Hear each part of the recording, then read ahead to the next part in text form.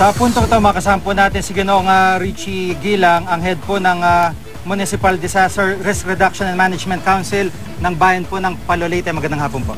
Magandang hapon din po. Opo, kumusta po ang inyong paghahanda di po sa inyong bayan?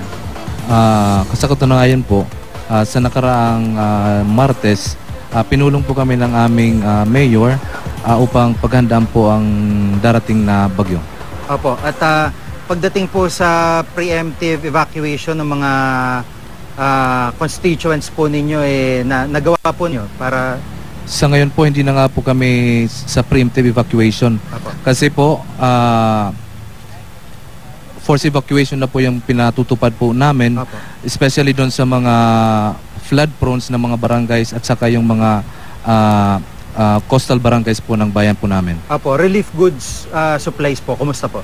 Sa ngayon po, we still rely sa local, sa amin lang po muna. Meron na po kaming packing of relief goods doon po sa operation center po namin. Opo, at kung sakasakali nga po na talagang makakapaminsala itong bagyo, ready naman po yung inyong bayan para po sa mga pagkain na tubig.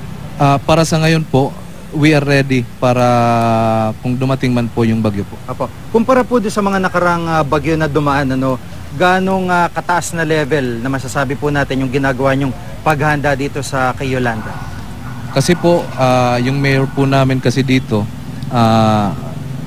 gusto po niya talaga masaayos ang lahat bago po dumating yung bagyo.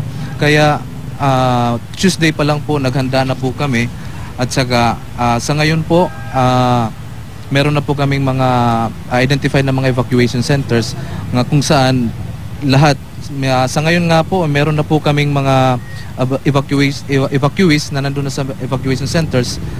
We already have 472 families and 2,310 na katao po na nandun na po sa sa evacuation centers na po namin. Opo. Kumusta po yung cooperation ng mga residente? Hindi naman po kayo nahirapan dito sa forced evacuation?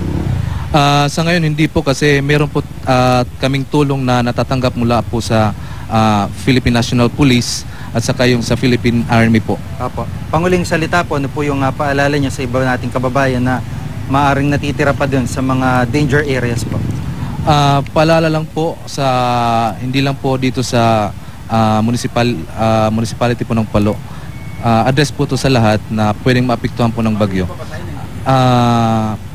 Kung talagang kailangan na pong umevacuate, wag na po tayong maghunos-dili, sumama na po tayo sa mga taong gustong mag-evacuate po sa atin para doon po tayo maging safe sa mga evacuation centers po.